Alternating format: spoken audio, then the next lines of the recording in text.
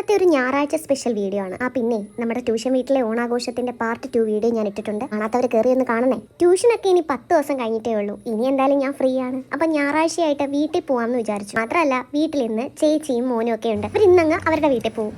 ഇന്നലത്തെ ട്യൂഷൻ വീട്ടിലെ ഓണാഘോഷത്തിന്റെ ഭാഗമായിട്ട് മെനഞ്ഞാന്നേ ചേച്ചിയും മോനും വീട്ടിൽ വന്നിട്ടുണ്ടായിരുന്നു എന്നെ ഹെൽപ്പ് ചെയ്യാനായിട്ട്. എന്നിട്ട് 2 ദിവസം വീട്ടിൽ നിന്നിട്ട് അവൾ ഇന്ന് പോവും. പിന്നെ ഇനി അവിട്ടത്തിന്റെ അന്നാണ് ഇങ്ങോട്ട് വരുന്നത്.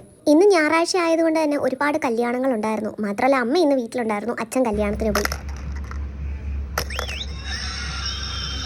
ഇന്നലെ ഇത് അച്ഛൻ വാങ്ങിച്ചുകൊണ്ട് വന്നതാണ്. ഞങ്ങൾ എല്ലാവരും കൂടി ഇരുന്നിട്ട് ഇതിനകത്ത് എത്ര ഗോൾ അടിക്കാൻ പറ്റുമെന്ന് ഇങ്ങനെ മത്സരം നടത്താറുണ്ട് കേട്ടോ.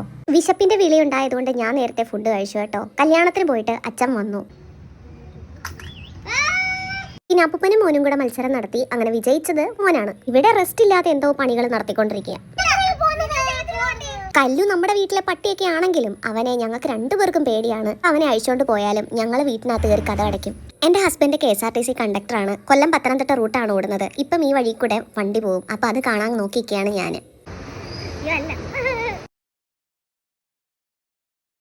അറ്റം ചേർന്നിരിക്കുന്നതാണ് പുള്ളി. ആകെക്കൂടെ ഒരു ഞായറാഴ്ച കിട്ടിയാലും അച്ഛൻ അങ്ങനെ റെസ്റ്റ് ഒന്നും ചെയ്യാറില്ല. കുറേശ്ശെയൊക്കെ ജോലികൾ ചെയ്യും. അച്ഛൻ്റെ ഒരു ജീവിതക്രമത്തിൽ അച്ഛൻ വളരെ സിസ്റ്റമാറ്റിക് ആയിട്ട് ജീവിക്കുന്ന വ്യക്തിയായിട്ട് എനിക്ക് തോന്നിയിട്ടുണ്ട്. ഒരു ഞായറാഴ്ച കിട്ടിക്കഴിഞ്ഞാൽ ഉച്ചയ്ക്ക് ശേഷം അച്ഛൻ്റെ ചില പരിപാടികൾ തുടങ്ങും. ഞായറാഴ്ചയാണ് കൂടുതലും അച്ഛൻ്റെ ഷർട്ടും മുണ്ടും ഒക്കെ തേക്കാറുള്ളതും.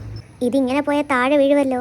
ഈ പ്ലാന്റിന്റെ പേരറിയാമോ? ഇതാണ് തഴുതാമ ബൊറേവിയ ഡിഫ്യൂസ എന്ന് പറയും. ഇരിക്കുന്ന ഇരിപ്പിലാണ് ഈ കാലാവസ്ഥ മാറുന്നത്. ഓണം ഇങ്ങ് എത്താറായി. എന്നിട്ട് ഇനി മഴയത്താണ് ഓണം ആഘോഷിക്കേണ്ടി വരിക. സ്ലോമോയിൽ കുറച്ച് വീഡിയോ പടച്ചു വിട്ടുകൊണ്ടിരുന്നപ്പോഴാണ് ചേച്ചി വിളിക്കുന്നത്. മഴയത്ത് നനയുന്ന പാത്രങ്ങളെല്ലാം എടുത്ത് വീട്ടിനകത്ത് കൊണ്ടുവയ്ക്കാൻ. വൈകിട്ട് എനിക്കൊരു റിസപ്ഷന് പോകണമായിരുന്നു. ഇറങ്ങാൻ നേരത്തോ അതിഭയങ്കരമായ മഴ. ഇങ്ങനെയാണ് ഇപ്പോൾ ഇവിടുത്തെ അവസ്ഥ. ഞാൻ മാത്രമല്ല കേട്ടോ, കിച്ചുവിൻ്റെ അമ്മയും ലച്ചുവും ഒക്കെ വരുന്നുണ്ട്. നമ്മുടെ വീടിനടുത്തുള്ള അജ്നാജ് കൺവെൻഷൻ സെന്ററിൽ വെച്ചിട്ടായിരുന്നു റിസപ്ഷൻ പരിപാടിയൊക്കെ. പിന്നെ നന്നായിട്ട് ഫുഡൊക്കെ കഴിച്ചിട്ട് ഞങ്ങൾ വീട്ടിലോട്ട് പോയിരുന്നു. അപ്പോൾ ഇന്നത്തെ വീഡിയോ ഇത്രയേ ഉള്ളൂ. ടാറ്റ.